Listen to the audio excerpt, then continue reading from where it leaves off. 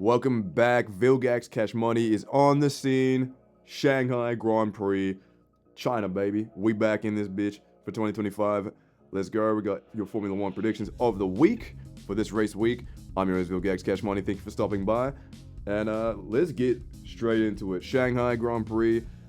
This was quite shy last year. I believe the sprint race was in the rain. I don't remember if the actual race was in the rain, but I do remember that the McLarens formed quite well here, even though everyone kind of unanimously was like, "Oh yeah, it's gonna be a bad track for the McLarens," but it just wasn't like that.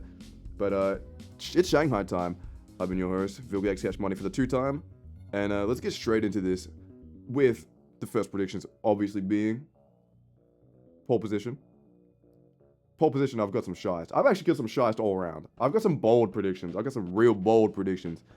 But for your pole position, I've actually got Alex Albon. Now, some of you may say this makes no sense because it's not a McLaren.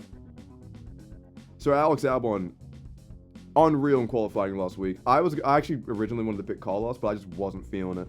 I was picking a back-to-back Albon head-to-head win in the qualifying. The Williams, I just feel like it's going to be such a heater around here. It normally is pretty decent. Obviously, having that big-ass straight and all that, it does work pretty well for the car. But now that they've, like, smoothed it out and made it more balanced and just better literally everywhere, we might see, like, genuinely some Williams heat. So, qualifying, pole position, I've actually got Alex Albon to pull it out of the bag. But let's, nevertheless, get into the main squeeze, and this is obviously the race predictions, Now let's go through the list, unless you're, just in case you're stupid or blind. We've got DNF, Grooved, Shush Drive, Points Finish, Podium, Race Winner.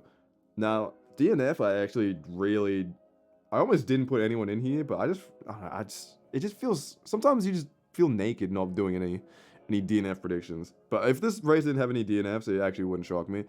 But I've actually got just Ocon. Not his fault or anything, just maybe some mechanical issue. I actually don't know. Just nothing towards him. It's just vibes. Grooved, I'm going back-to-back Grooved. Get this kid out of here. Oh my god. Until this guy's out of the seat, I'm going to put him in Grooved or like maybe 10th maximum. He's never going in Shy Drive, let me tell you that. He's every week, he's either in DNF, Grooved, or 10th. Like 8th maximum. Especially with the Red Bull not being so dominant. But still being a pretty decent car. If we had someone else good in the car, we could actually gauge how good the car is instead of just Max. Is Max overperforming? Is he like, all right? Like, we don't really know how good that RB is. That Red Bull is. Until they get something competent in the car, like big up Yuki. Hopefully he goes to Aston or some shit next year. Something less hostile. But Shots Drive, let's move on. I've got Gabriel Bortoleto, and I've got Hadjar. I don't want to talk about that travesty of Hadjar last week. That shit was so sad. Watching that race live and seeing that on the formation lap on someone else's phone that I was looking at. Oh my god, my little heart just like couldn't take it. And Bortoleto shutting up Helmut Marko was fantabulous last week. Obviously had a little bit of trouble on track. You did DNF, right? I didn't make that up. Pretty sure he did DNF. But those conditions were horrendous. I was there in person. My umbrella tried to kidnap me. It was crazy. I was freezing. It was actually unreal. But I've got these two in Shush Drive. I'm expecting Shanghai shouldn't be raining or anything. It should be fine. Wouldn't surprise me if they ended up in the points. But my points for this week, I'm pretty tight. I couldn't put any big shies. I feel like the top 5 are way more cemented. This season than like last season. So, no, maybe not. It's not even that. I just think the midfield teams are less likely to break into that top 5 underneath Williams. So points finish, breaking into that. I've got Yuki Tsunoda. I don't want to talk about last week. What could have been. I'm fucking boycotting VCOM. I say that even though I bought an $80 hat just a few days ago, just last week.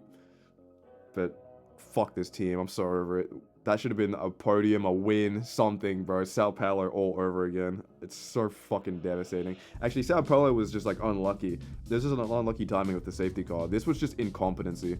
It was just pure incompetency from the team. What a fucking bunch of idiots. Genuinely. How fucking embarrassing. I'm gonna kill myself. Before I kill myself, though, I got Max 7 in 9th, which is probably way too low. This has nothing to do with Max. Any position I put Max in has nothing to do with him as a driver, performance-wise, unless stated otherwise. Unless I think he's specifically gonna say, unless I say specifically he's gonna have like a bad week. I think it's just car. Where is he gonna be? I say that, but the Red Bull was nice, in an Albert block. But I'm expecting a bit more from Ferrari, and I expect a bit more from Mercedes as well. I think Mercedes should be very strong around this track. It's just, I think Ferrari should get their shit together, and Mercedes, I think it will just be stronger. And I think Williams will be much stronger as well. That's really my Max 9th. It's nothing against Max. 8th and 7th, I've got both the Ferraris, respectively. What a shocking weekend they had around Albert Park. Holy, that was really bad. Oh my god, making my 2025 predictions look awful, bro. My unstoppable look thumbnail, fucking whole vibe up. But breaking into 6th and 5th actually, I've got back-to-back Mercedes. Kimi Antonelli ahead of George.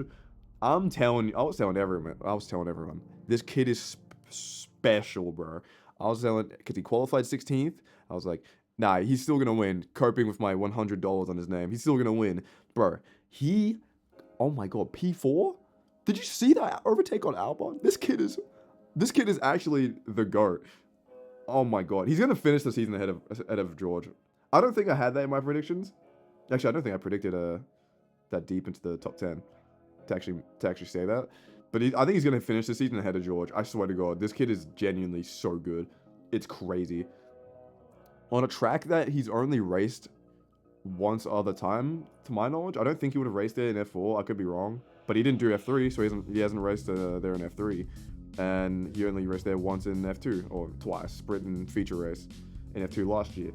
This guy is so special, man. I can't wait to see what he's going to do. And I think the Mercedes is going to be quite quick. I could honestly put the Mercedes even higher. But there are a certain McLaren team blocking that from happening, and Williams too. I could swap this with the Williams drivers. I think they're going to be really strong around here. 4th position. Now, you guys, if you're paying attention, something's missing from here, so stay tuned. I've got Oscar Jack Piastri. What a devastating fucking home Grand Prix, man. That was so sad. Being in the crowd when that happened was like next level sadness. Honestly, I didn't feel, when he initially crashed out, I was extremely happy because Yuki was in P2. And I was like, oh my fucking god, he's gonna win. He's actually gonna win. Oh my god, he's gonna do it. And then, something in a tragedy struck. But besides that, man, devastating. But he should be fine around here. The McLaren is very clearly probably the fastest car on the grid. Maybe with the exception of a few races, maybe it'll dip in performance compared to some other cars. Who knows? But it could be a quite dominant McLaren. Maybe like a few streak of races. It could be. I think the later we go into the season, the McLaren should fall off a little bit, relatively to other cars. But for now, it could be a bit dire in terms of diversity. DEI contenders. Color science. Sorry for jump scaring you. Color science 3rd is what I got. The smooth operator. Just a bit of an unlucky DNF. Very, very unfortunate because his race was looking very promising. I would have loved to see what he would have actually done around Albert, especially compared to Albon, who did extremely well last weekend. So I've got color science in 3rd.